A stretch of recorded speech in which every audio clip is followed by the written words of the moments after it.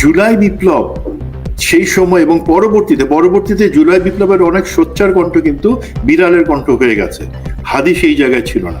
এই যে আমরা জনাব তারেক রহমানের দেশে ফেরা এবং সেই ক্ষেত্রে তার উপরে প্রাণনাশের যে শঙ্কাটা নিয়ে আমরা অনেকদিন ধরে কথা শুনছিলাম, সেই জিনিসটা কিন্তু এর মাধ্যমে ভ্যালিডেট হয়ে গেল। মানে কি, এখন যারা অ্যাকচুয়ালি তার উপর যদি প্রাণনাশের হুমকি থাকে, যারা সেটা আইদার তার কাছে বলছে যে তো তুমি আসলে পরে কিন্তু মারা পড়বা, অথবা তারা মনে মনে পরিকল্পনা করছে, সেই জিনিসটা কিন্তু তারা একটা আজান দিয়ে জানাই দিল। বলছে কিন্তু 11 তারিখ মেনশন করে বলছে, এবং তারা বলছে এটা তাদের থার্ড ফেজ।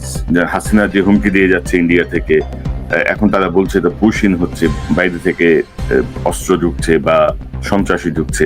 তো এর পরেও কিন্তু আমরা কিন্তু সরকারের বা গোয়েন্দা সংস্থার কোনো তৎপরতা দেখি নাই। তো আপনি কি মনে করেন, কারা করলো, ব্যর্থতাটা কোথায়? আপনার বিশ্লেষণ কি? ব্যর্থতার জায়গাটা একটা রাষ্ট্রে যখন এই ধরনের কোনো মর্মান্তিক ঘটনা ঘটে, আমি আল্লাহর কাছে অবশ্যই দোয়া করছি যে উনি হাদিকে আমাদের মাঝখানে রাখবেন এখন, এবং যেই সংগ্রামটার জন্য, যেই বিপ্লবের জন্য হাদি সব থেকে সোচ্চার ছিলেন, সেটার একটা পরিণতির ক্ষেত্রে আমরা তো অবদানটা দেখতে পাবো।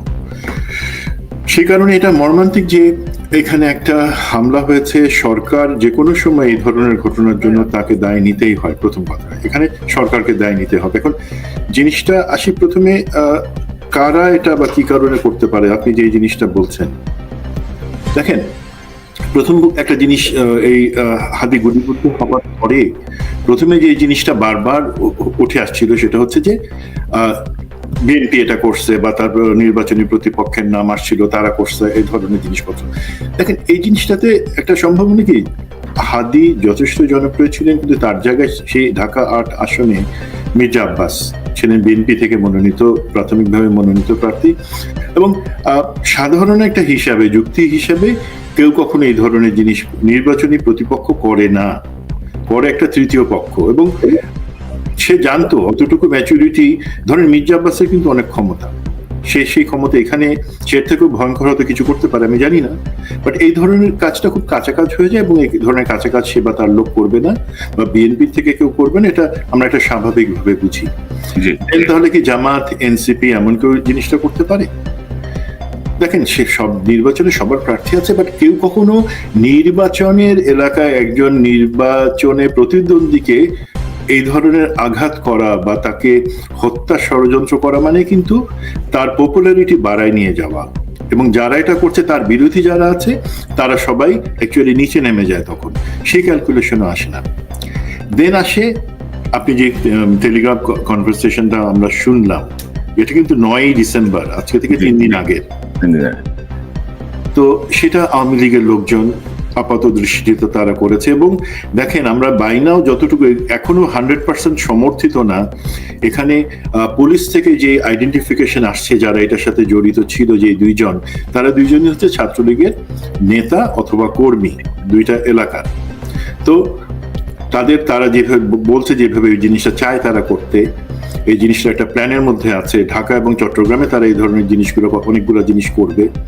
এখন সেই হিসাবে জিনিসটা কিছুটা মিলে যায়। আবার আমরা যদি আরেকটু চিন্তা করি, যে আমরা তো গত 1 বছর ধরে দেখে আসছি যে আওয়ামী লীগ বলে যে তারা নির্বাচন চায়, নির্বাচন বিঘ্নিত হোক, এই ধরনের কিছু চায় না। তো তার মানে জিনিসটা কি, মানে এইটা তো যারা করছে তারা জানে যে এই ধরনের নির্বাচনের সময় এই ধরনের নাশকতা, সন্ত্রাসী হামলা, প্রাণঘাতী হামলা, এই জিনিসগুলা নির্বাচনকে বানচাল করার বা নির্বাচনকে পিছায় দেওয়ার একটা কাজ হইতে পারে, সেই দিকে যাইতে পারে। তো আওয়ামী লীগ তো সেই জায়গায় হাঁটবে না, কারণ আমরা তো শুনছি তারা নির্বাচন চায়। সুমন ভাই, এখানে একটু যে জায়গাটা আছে, ধরুন আওয়ামী লীগ কিন্তু তাদেরকে সহ নির্বাচন চায়, মানে ইনক্লুসিভ নির্বাচন চায়। তো আওয়ামী লীগের মনে কিন্তু এই ভয়টাও আছে যে একবার যদি নির্বাচন হয়ে যায়, একটা রাজনৈতিক সরকার যদি চলে আসে ক্ষমতায়, তাহলে তাদের ফিরে আসার পথ আরো কঠিন হয়ে যাবে। এমন একটা বর্ণনা আছে কিন্তু। জি, আমি এক্স্যাক্টলি এই পয়েন্টটাতে আসছিলাম যে আমরা এতদিন শুনে আসছি, বাট এখন কিন্তু সিনারিও ইজ লিটল ডিফারেন্ট। সেখানে আমরা দেখতে পাচ্ছি যে আওয়ামী লীগ যে নির্বাচনটা চাচ্ছে বা যেটার কথা বলে এইটা সে কল্পনা করে নাই। সেখানে তার অংশগ্রহণের একটা সে সুযোগ চাচ্ছিল, সেই সুযোগ অনুযায়ী সেটা তো এখন সে দেখতেছে না। তার মানে আওয়ামী লীগও কিন্তু এই পর্যায়ে যায় যে সে নির্বাচনটা বানচাল করার জন্য বা প্রার্থীর উপরে হামলা করার জন্য সে চেষ্টা করতে পারে। সেখানে তার মানে আমি 50% আওয়ামী লীগকে বা তার সংশ্লিষ্টতা আনতে পারি। এর বাদে 100% অ্যাকচুয়ালি কাকে আনতে পারি, যারা অ্যাকচুয়ালি এখানে এক ঢিলে 2 বা 3 পাখি মারতেছে, সেটা আমি আনবো। আমরা জানি একটা অংশ আছে দেশের ভিতরে কাজ করতেছে, যাকে অনেক সময় অনেকে ডিপ স্টেট বলে, মানে হয় সরকার বা প্রশাসনের ভিতরে একটা প্রশাসন, যারা চায় যে এখন নির্বাচন হবে না। 2 নাম্বার, তারা চাচ্ছে যে না, দেশে একটা নৈরাজ্যের পরিবেশ তৈরি হোক এখন, যে পরিবেশের ধোয়া তুলে তারা বলতে পারবে দেশে নির্বাচন অনুষ্ঠানের কোনো সুযোগ নাই। এখন এটা তারা কিভাবে চাচ্ছে দেখেন, এই যে আজকে ওসমান হাদির উপরে যে আক্রমণটা হলো, সেটাতে হচ্ছে কি, এক হচ্ছে নির্বাচন আইন শৃঙ্খলার পয়েন্ট অফ ভিউতে নির্বাচন অনুষ্ঠান করার জন্য এখনো দেশ পুরোপুরি তৈরি না, সেই জিনিসটা এস্টাবলিশ করা। 2 নাম্বার জিনিস হচ্ছে একই সাথে যারা আপনি বলছেন জুলাই বিপ্লব সেই সময় এবং পরবর্তীতে জুলাই বিপ্লবের অনেক সোচ্চার কণ্ঠ কিন্তু বিড়ালের কণ্ঠ হয়ে গেছে। হাদি সেই জায়গায় ছিল না। হাদি কিন্তু সবসময় সোচ্চার কণ্ঠ ছিল আছে এখন। তো সেই ধরনের কণ্ঠগুলাকে একটা হামলা করে বাকিদেরকে বুঝানো যে জুলাই বিপ্লবের সাথে যারা আছো তারা সাবধানে থাকো।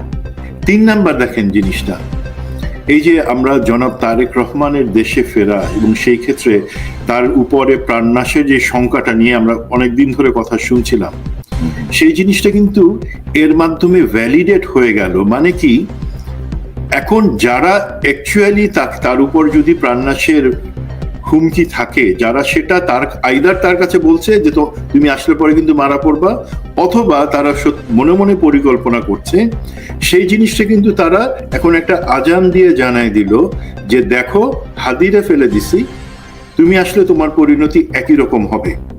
তো এটা যারা করতে চাচ্ছে, আপনারা জানেন একটা আমাদের ধারণা আছে যে আমাদের মধ্যে যে অস্থিরতা আশঙ্কা, সেগুলা আমরা আশা করছিলাম যে জনাব তারেক রহমান যদি বাংলাদেশে আসেন সেই আশঙ্কা অনেকটাই কেটে যাবে, দেশ নির্বাচনের দিকে হাঁটবে এই জায়গাগুলা।